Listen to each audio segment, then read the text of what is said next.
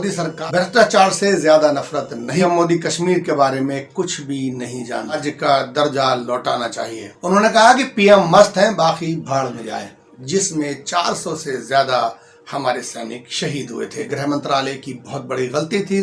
Home ministry से पूछा, राजनाथ जी के यहाँ, दे रिफ्यूज टू गिव। अगर मेरे से पूछते तो मैं एयरक्राफ्ट देता उनको, कैसे भी देता।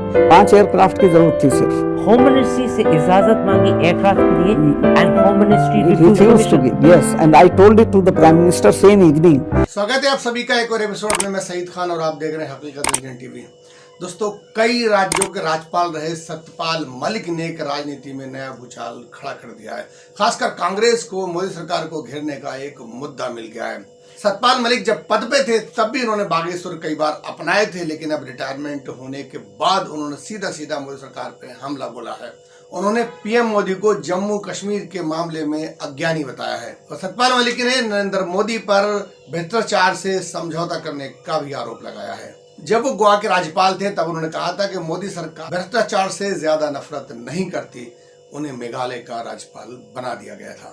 सत्यपाल मलिक ने बीजेपी के कद्दावर नेता राम माधव पे भी गंभीर आरोप लगाए। बिहार, जम्मू कश्मीर, गोवा और मेघालय के राज्यपाल रहे सत्यपाल मलिक ने अपने पद पर रहते हुए भी केंद्र सरकार पे हमला बोला था, लेकिन अब रिटायरमेंट के बाद उन्होंने नरेंद्र मोदी पर सीधा सीधा हमला बोला है। उन्होंने न्यूज वेबसाइट द वायर पे इंटरव्यू देते हुए ऐसा खुलासा किया है जिससे सियासी बवंडर खड़ा हो सकता है। उन्होंने दावा किया है कि नरेंद्र मोदी भ्रष्टाचार से कोई खास नफरत नहीं करते। उन्होंने दावा किया है कि पीएम मोदी कश्मीर के बारे में कुछ भी नहीं जानते, यानी कि वो कश्मीर के मामले में अज्ञानी हैं। प्रधानमंत्री कश्मीर को लेकर गफलत में हैं और उन्हें कश्मीर के बारे में कोई ज्ञान नहीं है। मलिक ने कहा कि जम्मू कश्मीर से राज्य का दर्जा छीनकर उसे केंद्र शासित प्रदेश बना देना गलत है। उसे तुरंत राज्य का दर्जा लौटाना चाहिए। उन्होंने कहा कि पीएम मस्त हैं, बाकी भाड़ में जाए। जब वो गोवा के राज्यपाल थे 2020 में, तो उन्होंने मोदी सरकार के बारे में भ्रष्टाचार को नजरअंदाज किए जाने के बारे में तो उन्होंने कई सवाल उठाए थे। इसलिए उन्हें गोवा से हटा के मेघालय भेज दिया गया था। उन्होंने दावा किया कि प्रधानमंत्री ऑफिस के इर्द गिर्द के लोग ही भ्रष्टाचार में लिप्त हैं और वो प्रधानमंत्री कार्यालय का नाम लेकर ही करप्शन करते हैं। सबसे बड़ा खुलासा उन्होंने पुलवामा अटैक को लेकर किया। 2019 में पुलवामा में अटैक हुआ था, जिसमें 400 से ज्यादा हमारे सैनिक शहीद हुए थे। उन्होंने इस मामले में गृह मंत्रालय को घेरते हुए कहा कि ये गृह मंत्रालय की बहुत बड़ी गलती थी। सत्यपाल मलिक उस वक्त वहां के राज्यपाल थे, लेकिन उस वक्त गृह मंत्री थे राजनाथ सिंह। उन्होंने आरोप लगाया कि पुलवामा हमला खासकर सीआरपीएफ गृह मंत्रालय की लापरवाही का नतीजा था। ध्यान रहे कि पुलवामा हमले के वक्त राजनाथ सिंह गृह मंत्री थे। उन्होंने दावा किया कि सीआरपीएफ के जवानों ने गृह मंत्रालय से उस वक्त जहाज मांगे थे, लेकिन गृह मंत्रालय ने प्लेन देने से जवानों को इनकार कर दिया।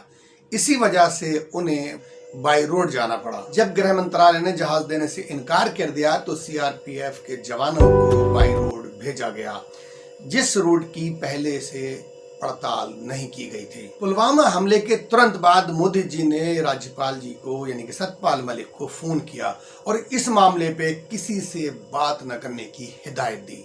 आगे उन्होंने ये भी कहा कि राष्ट्रीय सुरक्षा सलाहकार यानी कि NSA अजीत डोभाल ने भी पुलवामा हमले पे उन्हें चुप रहने की हिदायत दी थी।